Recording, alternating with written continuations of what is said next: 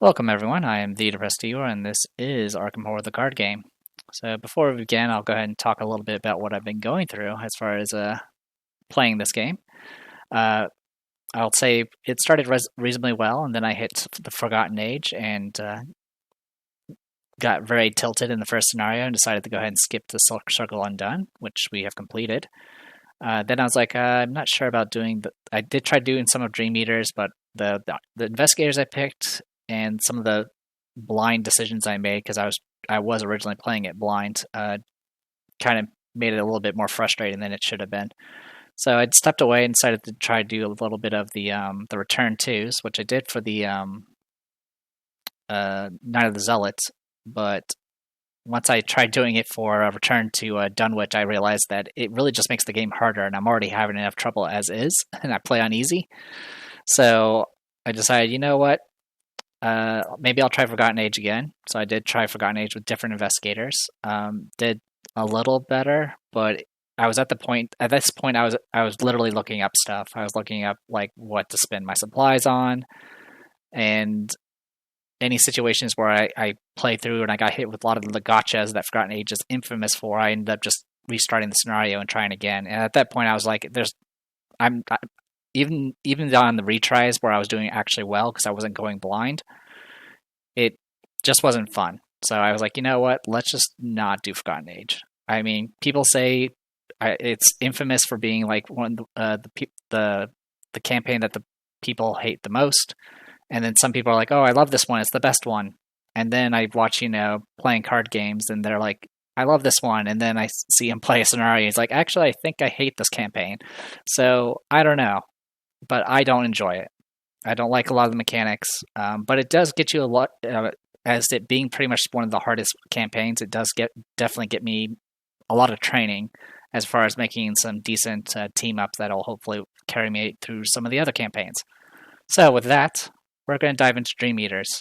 So as mentioned, I did attempt this before, and I ended up kind of quitting after a couple scenarios. I did two.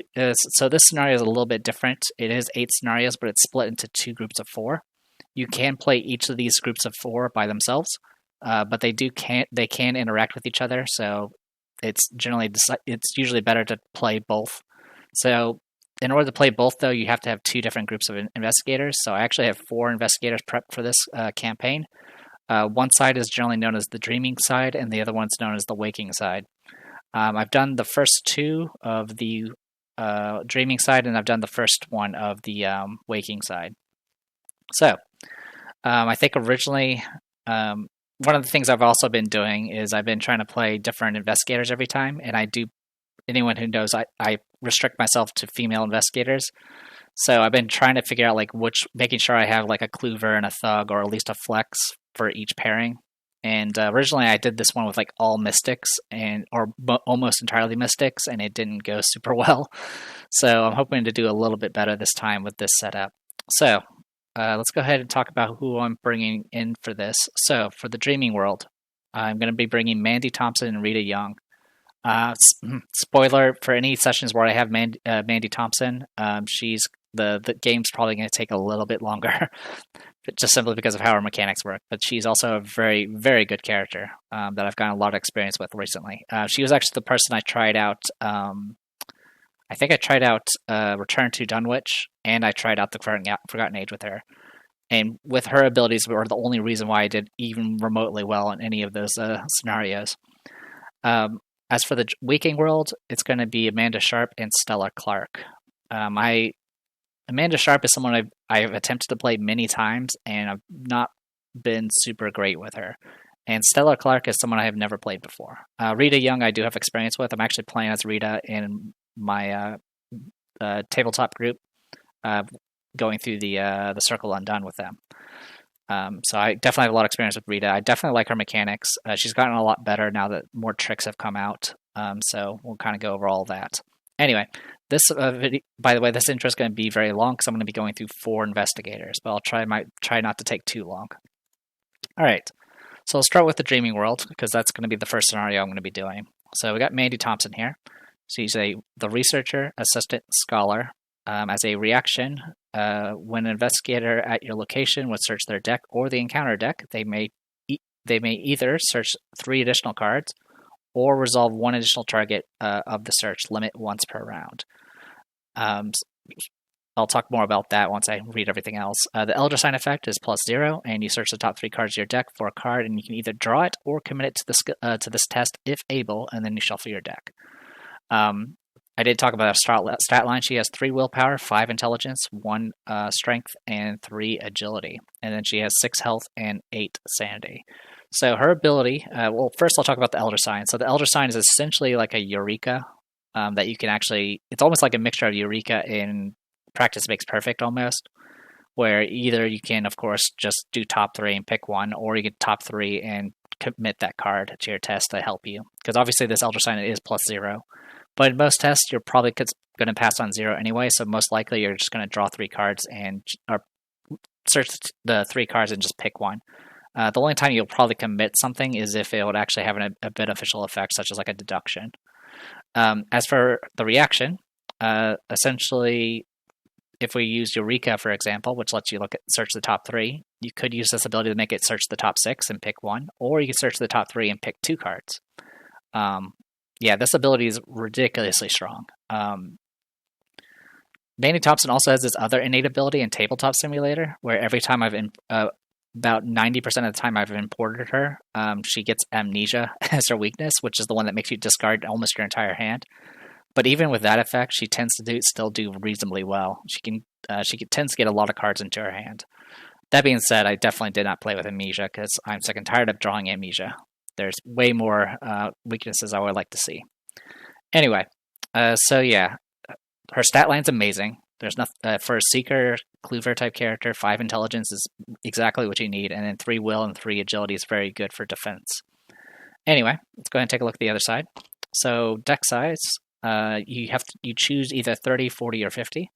There is a taboo for Mandy Thompson where it forces you to pick 50, but I don't. Some people actually play with 50 purposely, so I don't see what the detriment is. You also pick a secondary class choice, either Mystic, Rogue, or Survivor. And then the deck building options is Seeker 0 through 5, Neutral 0 to 5, and then up to 10 level 0 through 1 events and or skills from your chosen secondary class. So keyword being events and or skills. So no assets. So you can't do anything like down the rabbit hole or anything like that for Mystic. As for the requirements, she has to have 1 copy of Occult, 2 copies if it's deck size of 40, and 3 copies if the deck size is 50. And then Shocking Discoveries are weakness, and then there's a random basic weakness. Ever since she was a child, Mandy would read whenever she could not sleep. Such has been the case on many nights. Her remarkable memory and ability to correlate facts have landed her a highly valued job as a researcher for the Miskatonic University. She has spent hours poring over the profane pages of ancient forbidden texts. In doing so, she has discovered a pattern indicating an impending cataclysm. Has paranoia finally caught up to her, or is a disaster of truly epic proportions on the horizon? Mandy Thompson is also the secret investigator that gets introduced in Dream Eaters, so it's actually fitting that she's a part of this. Anyway, as for other things to note, she does have 1 trauma in both physical and mental, because I took in the thick of it. So she does start with an additional 3 experience points. And then I do have a customizable card also in the deck. As for the secondary class I picked for Mandy Thompson, I've actually made all 3 decks for Mandy, and they're all very interesting, but so far I've been playing around with Rogue, mainly for the additional action economy. Anyway, so 50. Also, I didn't say the card size. I went with 50. So I do have 3 of her exclusive card, and then of course 1 weakness and 1, and then her exclusive weakness. All right, so let's go ahead and talk about her exclusive. So she has 3 of these in her deck because she has 50 cards. Cult Evidence, event 0 cost, can be committed for 1 wild. Insight Research, you could if you use this as an ability, like as an event, you shuffle it back into your deck. Honestly, not really worth the action, at least from my experience. But the reaction is when you search your deck and Occult Evidence is among the search cards, and you can reveal it, draw it, and discover a clue at your location. Now, the restriction for research abilities is you can only have one per search. There are, I think, 3 different research cards in this game. There's Astounding Revelation, there's Surprising Find, and then if you're playing Mandy, there's Occult Evidence, which is our exclusive. So if you happen to have multiple occult evidences or multiple astounding revelations in your search, you can only grab one of them and activate it. But this is a way for you to grab clues while you're tutoring. It also gets you a card in your hand that you can use for committing, which is always useful. As for a weakness, it's Shocking Discovery, a Blunder Mystery. If you draw it, the revelation effect is you just shuffle it back into your deck. If for whatever reason it's the last card you drew, then you discard it and draw the top card of the encounter deck. The forced effect, though, is while you're searching, if this is among the search cards, you discard it and you cancel all search effects. And you cancel the search and all of its effects. You shuffle the search deck, and then you draw the top card of the encounter deck.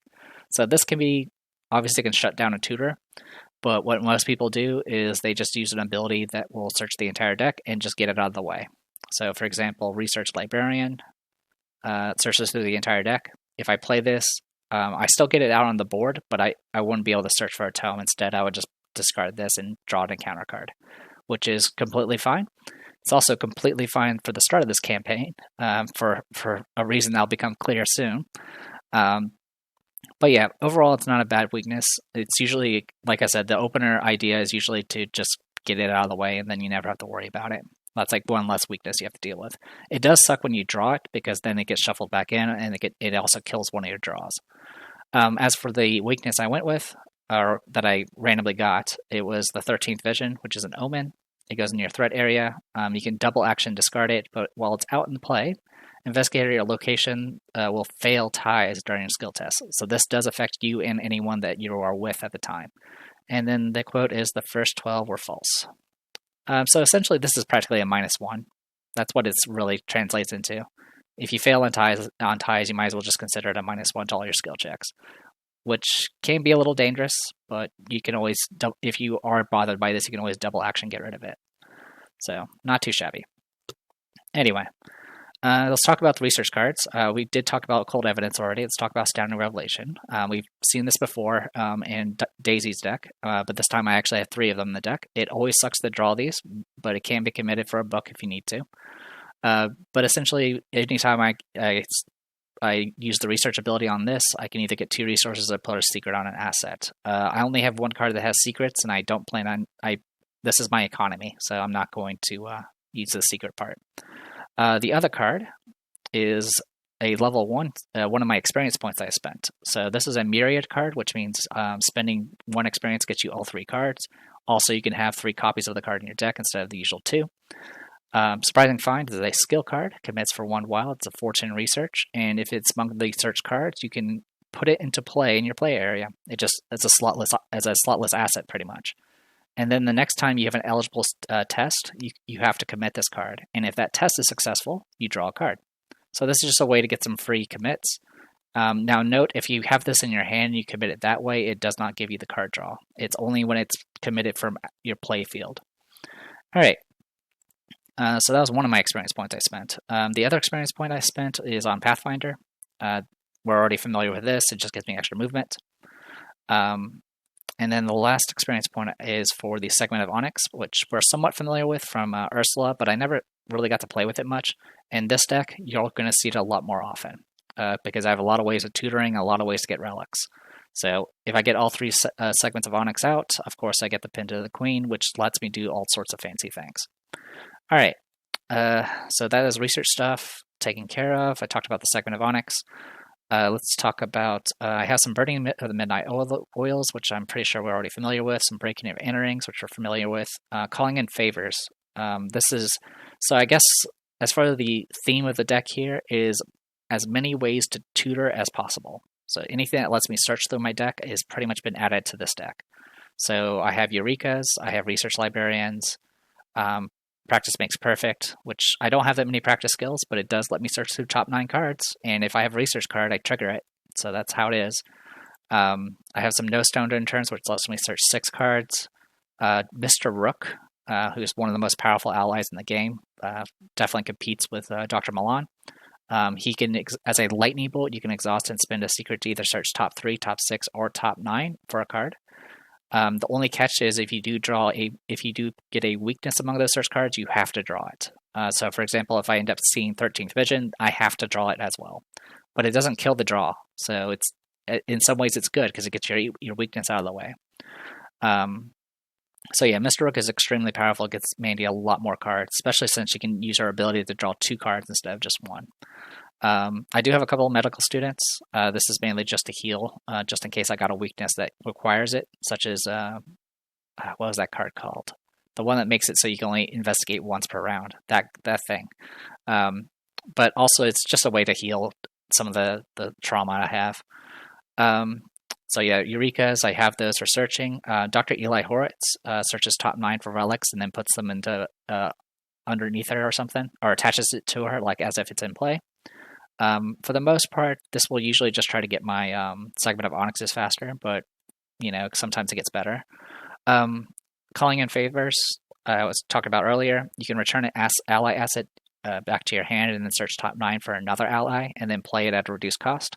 What's really neat about this card is if you happen to have something like Charisma out, which lets you have multiple allies, you could use your ability to pull an ally back into your hand and then play 2 allies from your deck. I've done that a few times, and it's quite amazing.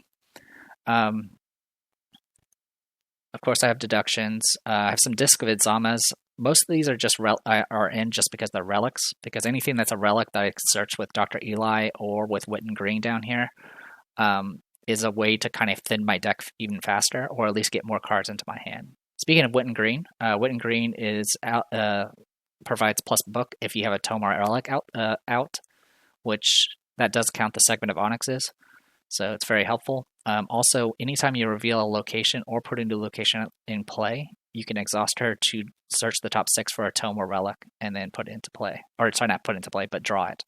So this is when I initially played as Mandy, I tried to play her without Mr. Rook just to see how it would go.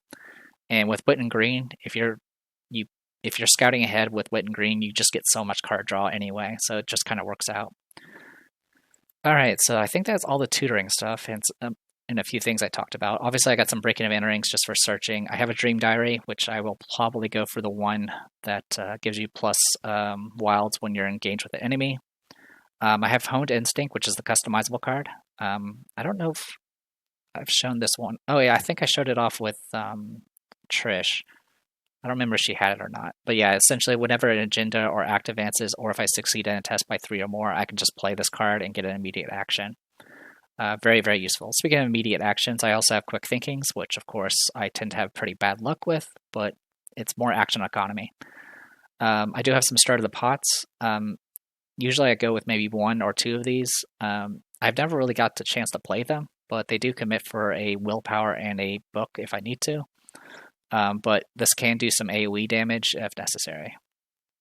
Let's see, anything else to talk about? Some perceptions, nothing too special there. I do have some options to get some more practice cards into this deck once I get some more experience. But that's kind of the gist of it right now. So yeah, that's the deck. It's all about research cards and just tutoring endlessly to get more and more cards in my hand and hopefully get clues in the process. All right. So with that, let's go ahead and talk about Rita, who's going to be her partner in this. Rita Young, the athlete. She's Miskatonic. She has 3 willpower, 2 intelligence, 3 fight, and 5 agility. As a reaction, after you evade an enemy, you can either deal 1 damage to that enemy or move to a connecting location. Limit once per round. The limit once per round does definitely hurt, but this essentially allows her to be a character that can not only stall with evade, but still kill enemies in the process. Which is generally one of the biggest disadvantages for evasion, is the fact that it kind of just stalls things and buys time. But with Rita, you can at least gradually progress the game state in some form or fashion, at least as far as controlling the monsters. Her Elder Sign is +2, and until the end of the round, you can ignore the limits of her reaction ability. This tends to happen when I don't need it or can't use it anyway, like it's on my last action or something. So usually it doesn't do anything for me. I think I've only used it once. As for a quote, "You got a bone to pick? Fine by me. I don't need your permission to leave you in the dust." She has 9 health and 5 sanity. That 5 sanity definitely hurts her. She has a deck size of 30. She has survivor cards 0 through 5, neutral cards 0 through 5, and then trick cards 0 through 3. So for the longest time, Rita was kind of meh for a lot of people, but with every new expansion, they usually introduce new trick cards. And this definitely has helped her out a lot. Things like Sweeping Kick. There's also a variety of parlay cards that are now available to her as well. All of them are very, very useful that she gets access to. There's also Bewitching, which is really, really good for her. She has I'm Done Running for exclusive, Hoods for exclusive weakness, and 1 random basic weakness. Clocks do not lie. In the past, people have said hurtful things to Rita. They have threatened her, deemed her inferior, but ever since she started running competitively, Rita has only cared about the clock. The clock says that Rita is faster than the rest. It says she is stronger and has trained harder. Now she may have to fight for her life. Someone is after her. That much she's sure of. She has no idea who it is or why they want her, but there have been several strange men hanging around her dorm. They plan to make an example of her, but they will have to catch her, and the clock says they cannot. Yeah, Rita's a lot of fun. Like I said, she has a really interesting stat line. Her ability's really nice, and now that there's plenty of tricks to play around with, she's just a lot better now. So her exclusive is I'm Done Running, which commits for a fist, foot, and wild. It's a spirit, 0 cost, and it's fast, but you can only play it during your turn. You ready and engage all enemies at your location, and then for the remainder of your turn, whenever you invade an enemy, instead of exhausting and disengaging from that enemy, you may deal it 1 damage. All other effects of the successful evasion still apply. So you can still use it to trigger your ability as well. Most cases, I tend to just use this for committing, but when I was trying her out in Forgotten Age, there was a situation where I actually used the extra damage to wipe out a bunch of enemies. But like I said, it's very, very niche. She has a couple of Derringer. Actually, that's before we go over those. So that's her exclusive. Her exclusive weakness is Hoods. 3 fight, 3 evade, 3 health. Humanoid cultist. Alert hunter prays Rita young only, and after you evade Hoods, it will attack you. So what's interesting about this card is it is a cultist. So things that do that one particular treachery that would spawn either put doom on a cultist or spawn a cultist. If you have Hoods out, it'll actually put doom on Hoods, and you can just deal with Hoods instead, which is kind of neat. Hoods is pretty rough for Rita. It hits for 1 damage and 1 horror, which the damage is not a big deal, but she doesn't have a lot of sanity. And her main way of doing damage is to evade them. So as you're evading these guys, they will beat the tar out of you. The quote is, "You damn cowards always cover your faces. You're like the damn Klan, always too scared to let people see who you are." Also, much like Shadow Agents that's Trish had, Hoods I have a tendency to draw pretty often, almost in every single scenario when I play as Rita. So look forward to seeing these guys a lot. I do have some answers for dealing with them, but they are always a pain. As for the basic weakness, I have Overzealous, which we've seen before. It's where you draw the top card of the encounter deck and it gains Surge, which definitely sucks, but it is what it is. As for the rest of her deck, she has a couple of Derringers. They provide some plus fist and plus damage, and if you fail, you actually get ammo back. So that does make up for the fact it only has 2 ammo. It's kind of expensive, but the upgrade version is a lot cheaper and comes with more ammo. But it is what it is. Sometimes with Rita, I will take flashlights to kind of give her a little bit of flexing for cleaving. But for right now, I went more offense and went with some baseball bats. So these things are 2 cost, 2-handed. Item weapon melee, commits for a fist, and it gives you +2 attack and +1 damage. And if you draw a skull or an auto fail, it will, after you resolve the attack, you have to discard it. So it's a cheap weapon that actually is pretty strong. It's as good as the Derringer, cheaper than the Derringer, and doesn't require ammunition. The bad part, of course, is it's either your weapon will never break, or it breaks immediately, and then you're left with no weapon. But it only costs 2, so it's not that much of an investment. She has a couple of Belly of the Beast, which is fast. You play after you succeed in an evade by 2 or more. With her 5 agility base, she definitely can do this. And it just lets her get a clue at that enemy's location. She's got Breaking and Entering, which of course can be used for investigating and evading. She's got Cheap Shot, which is the same as Breaking and Entering, but for punching people. We got some Cherished Keepsakes, which is Mr. Potterson. This is an accessory that costs 0 to play, item charm, and it gives you 2 Horror Soak, which is completely what Rita needs. We got Elaborate Distraction, which is a trick double, which means it requires 2 actions to play, and it's essentially an AoE evade or AoE 1 damage, which is very, very helpful.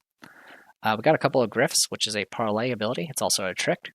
You choose an enemy at your location, test foot 0, and each point you succeed by, you'll gain 1 resource. If you fail it, the enemy attacks you.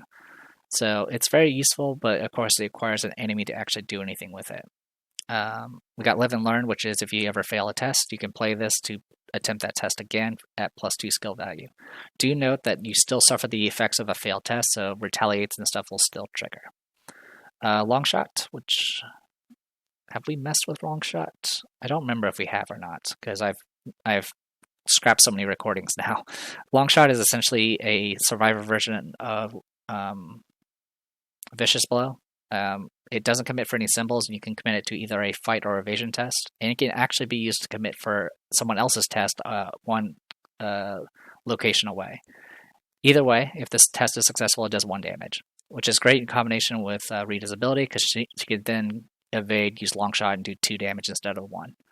Got a couple of Luckies, nothing too special there. We got Pete Sylvester here. He's ally Miskatonic, provides 1 agility, and he has 1 health and 2 sanity.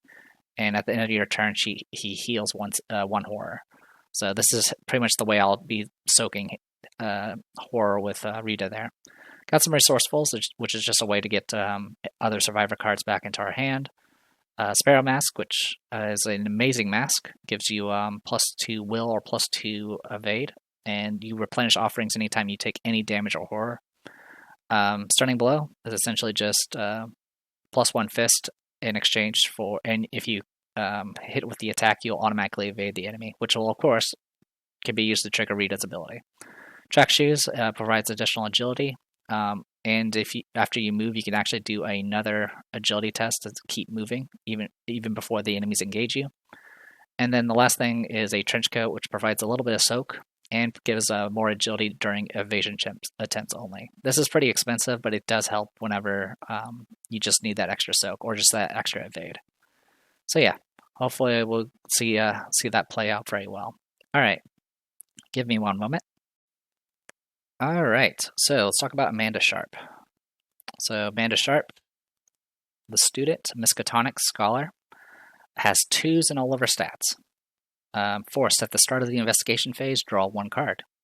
Discard the card beneath Amanda Sharp, choose a card from her hand and place it beneath her. Forced, at the start of a skill test you are performing, commit the card beneath Amanda Sharp. If able, do not discard it when the test ends. And then her Elder Sign effect is +0, and for this test you may double the number of skill icons on the card beneath Amanda Sharp. And she has 7 health, 7 sanity. So this is seen as one of the most powerful, definitely one of the top tier seekers in the game. Obviously, it can be kind of hard to understand with only 2s in all of her stats, but the idea is you can put any card underneath her, and this can do quite a bit. Like for example, this Essence of Dream by itself is just +2 wild. Put this underneath Amanda Sharp. That means for the rest of that round, she has 4s in all of her stats. So that's generally the idea, and you can still commit cards from your hand as well. But it also applies the effects. So, for example, maybe you want to do a lot of cleaving this round. You could do something like deduction. Put deduction underneath her. Now, all 3 of your investigates you did that round will provide 1 additional clue if you succeed. Same thing for Eureka. Every success, you get to search top 3 and pick a card. So yeah, that is the general idea. I will say for my attempts to play her, I generally don't do that well, but I'm just going to power through it and see what happens. So the deck design for this is based off the Caught Red-Handed deck that's on Arkham DB, which is definitely one of the most popular decks out there for Amanda. Well, actually, it is the most popular for Amanda. So I based off that and then made some tweaks to it. But before we do that, I'm getting ahead of myself. Let's see. Yeah. Deck size is 30. secret cards 0 through 5, neutral cards 0 through 5, and then practice skills 0 through 3. Deck building requirement, she has to have obscure studies, whispers from the deep, and 1 random basic weakness. Amanda Sharp was on track to become one of the Miskatonic University's most accomplished graduates. However, ever since she saw a strange painting on an enormous creature's emergence from the depths of the ocean, her classwork has suffered. Her dreams are overwhelmed by images of a vast submerged city and whispers in a language she does not understand. She remains dedicated to her studies, but her goal is no longer to graduate at the top of her class. Rather, she seeks to discover the meaning behind the occult secrets concealed between the lines of reality. So yeah, very straightforward deck building. The access to practice cards is very, very important because there are actually a lot of practice cards amongst all the classes. For example, Vicious Blow is a practice card.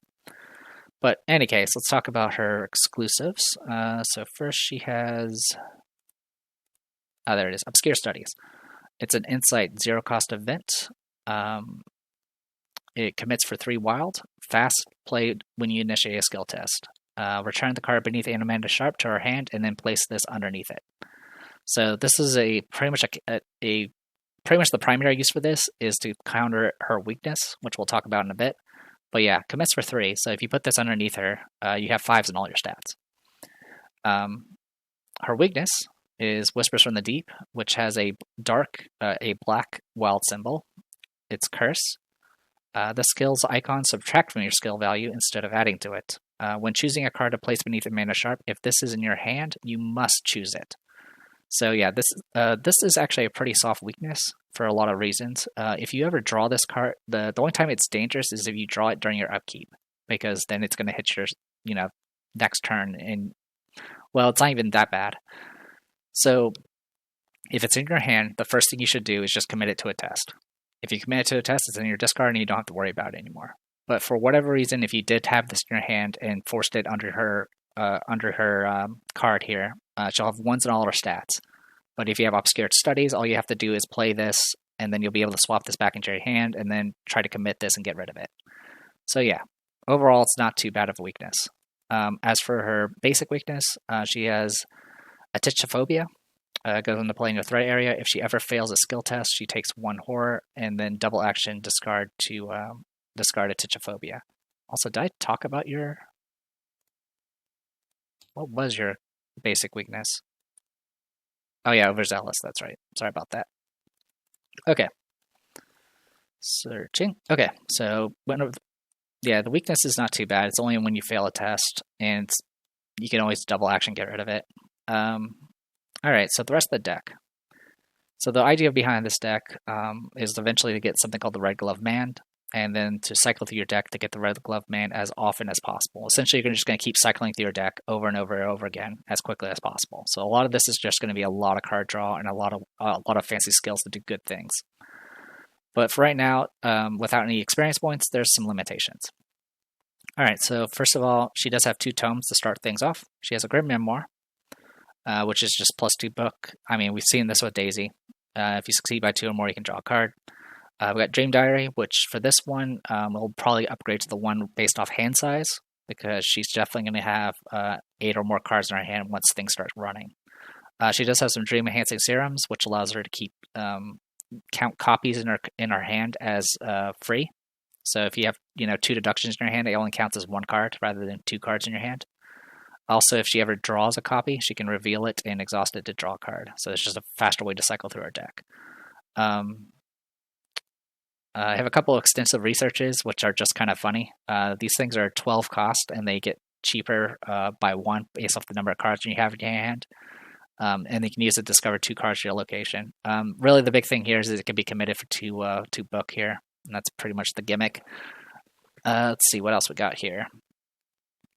We got a Laboratory Assistant, which can increase your hand size by 2. So if you have her out, your hand size becomes 10. And you can, when she enters play, she also has you draw 2 cards as a reaction. She also provides some additional soak. I have a couple of medical students. Again, this is mostly just for some healing and soaking. These will gradually get replaced. I have Mouse Mask for just a few extra, bonuses to skills in the early game. These will get replaced though. Let's see. I do have a Research Librarian to start things off, since I do have a couple of tomes. And then the rest is pretty much. Oh, actually, I also have Cryptic Writings. So the way of Cryptic Writing works is you can play it as an event to get 2 resources. It also commits as 2 book. But the other thing is if you draw it outside of during your turn, you can play it.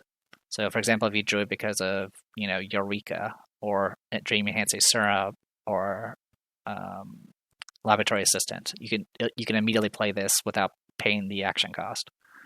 And that's, I think, everything. Yeah, everything else is skills. Oh, actually, sorry. Practice makes perfect, which I don't think I talked too much about with Mandy. You search top 9 for a practice skill, and you play this during a skill test, by the way. You search the top 9 for a practice skill, commit it to the test if able, and afterwards, if the test is successful, that card you committed goes into your hand instead of discarding it. So a great way to get more cards in your hand, as well as get some additional skill bonuses that you may or may not need. And then the rest are skills, and I try to get as many of them as practice as possible. I have deduction, which is practice. We have perception, which is practice. We have promise of power, which is practice, and puts curses in the board. So yeah, with this, if you put this under her card, she has 6s in everything, but every skill check she makes, she's going to provide curse tokens, which definitely can be dangerous. Prophecy is also practice. It gets more wild icons based off the amount of doom in play, and then the other skill test, skill cards is he's got Eureka for which is innate, but it provides her additional card draw, and then Curiosity, which is just a way to kind of have some additional willpower for test. And then I did forget to mention I do have a couple of shortcuts for mobility, which I think I didn't even mention with Mandy also has shortcuts. And I think that's everything. So yeah, pretty straightforward deck. But it can be kind of difficult to wrap your head around as far as what you need to put under your card and all that. Anyway, she's teaming up with Stella Clark here. Stella Clark, the letter carrier, chosen Civic. After you fail a skill test, you may take an additional action during your turn this round, limit once per round. She has 3 will, 2 intelligence, 3 fight, and 4 agility. Her Elder Sign effect is +1, and you may instead choose to automatically fail this skill test to heal 1 damage and 1 horror. I can hear it. Can it hear me? She has 8 health and 8 sanity. The back of her card, she has Survivor card deck size 30, Survivor card 0 through 5, neutral 0 to 5. Very straightforward. She has 3 copies of Neither Rain Nor Snow, which is her exclusive, 1 copy of Called by the Mist, which is her weakness, and 1 random basic weakness. Before Stella began working for the Postal Service in Arkham, she knew 2 things with certainty. First, her parents made a mistake when they called her their son and gave her a boy's name. Second, the house on the cliff in Kingsport whispered her true name, the name she chose for herself late at night, Stella. Delivering the mail 6 days a week in all kinds of weather, it wasn't an easy job, but Stella loved knowing that she was helping people connect with one another. Then she started finding the letters. At the end of her route, there was always 1 extra envelope in her bag. It was always addressed to her, and it was always postmarked from Kingsport, and it always contained a letter with 1 typed word, Stella. So yeah, Stella was definitely seen as one of the higher tiered characters. I think she's kind of fallen off for some people, mainly because what made her so good originally was the fact that her ability is all about getting an extra action from failure. I mean, nothing's more annoying being like, okay, I need to pass this test, and then, you do what you can, you fail it. But with Stella, she can go like, all right, I have another action to try again, or try something else. There's also a variety of effects that trigger when you fail, and Stella can do something like that without technically losing that much action economy. I think she's kind of fallen out of favor for a lot of people for a couple reasons. There was a couple of cards that got rules clarified that unfortunately made that card not as effective anymore. Also, just simply because there's so many cards out in this game now that make it more viable to pass tests that, seeking out to fail tests is generally not what you want to do with Stella. That being said, I'm probably just going to play as is, and if I happen to fail, I fail. Anyway, as for the deck, let's talk about her exclusive. There it is. Neither Rain Nor Snow. Innate developed as a skill card. It commits for 3 wilds. If the skill test fails, cancel all effects of the failed test. So yeah, this card is amazing. What makes her kind of ridiculous is she gets 3 of them in her deck. It's great for committing for passing tests, or if you feel like you're not going to pass it at all, you can always just play this and make it so it doesn't do anything. In some cases, like in the case of the Mythos, this effectively does what you want it to do, which is survive the check. Her exclusive weakness is called Called by Mist. It's a curse. It comes into play in her threat area, and if she ever initiates a skill test with difficulty 4 or higher, she takes 1 damage. As a double action, she can get rid of it. So, kind of annoying, but she has plenty of health soak, and double action can get rid of it. And then she's got Nihilism here, which is goes into her threat area. If she ever reveals, cancels, or ignores a Elder Sign token, she'll take 1 damage and 1 horror, and again, double action can get rid of. This card is either going to be completely soft and doesn't do anything, or it will murder you, because there's always that time where you'll double auto fail an action, or a set of actions, and not only did you fail to do what you wanted to do, you just took 2 damage and 2 horror, and all because you didn't spend those 2 actions to get rid of it. Alright, as for the rest of her deck, she's kind of a flex, but she's going to probably try to do as much fighting as possible. She has some Derringers, which of course are even better for her because she gets her ammo back and she gets her action back. She does have a... Where is it? Meat Cleaver? Yeah, it is. Meat Cleaver. Melee weapon, +1 fight. If she has 3 or fewer sanity remaining, she gets +2 fight. If you defeat an enemy with this thing, it will heal 1 horror. And if you take a horror while attacking, it will do +1 damage. Pretty handy. She has a couple of luckies, which are always nice. She has Rabbit's Foot, which is an accessory that costs 1. And if you ever fail a skill test, you can exhaust it to draw a card. Always nice. She's got, of course, some resourcefuls to get cards back. She has Take Heart, which is a skill card you can commit to any skill test, max 1 per test. If that test fails, the performing investigator will get 2 to draw 2 cards and gain 2 resources. So you can just throw this at a test that you tend on failing. Or in the case of Stella, you can do it with like neither Rain nor Scar to make sure you don't suffer any ill effects as well. She's got Track Shoes, which we already talked about. Stunning Blow, we've already talked about. She does have Long Shots. She doesn't really... Her evasion's nowhere near as good as Rita's, but it's still helpful for the extra damage. She does have a couple Live and Learns. Again, even more effective on Stella, because not only did you get +2 on your retry, but you also got another action out of it. I got Granny Orn for an ally. She does +1 willpower, and if you fail a skill test, or if an investigator at your location would fail a skill test, you can exhaust her to make that either fail by 1 less or 1 more.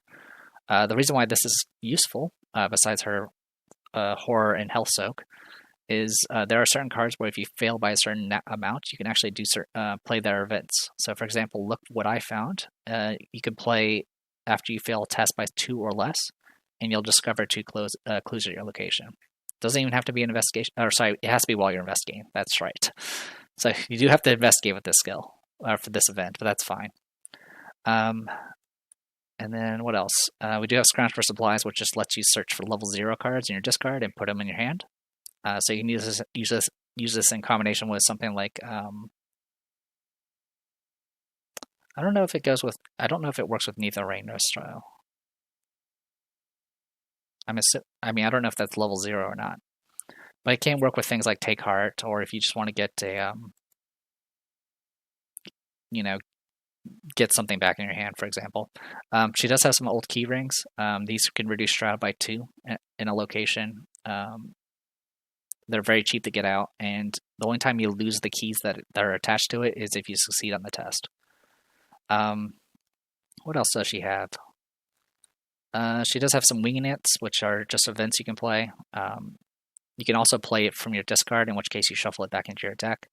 It does -1 Shroud for investigation, but if you do this from your discard, it will actually give you an additional clue if you succeed. So just a few ways to get some more extra clues. Besides that, Drawing Thin. So this card costs 0 to play. It's a talent. And when you initiate a skill test, you can exhaust it to increase the difficulty by 2.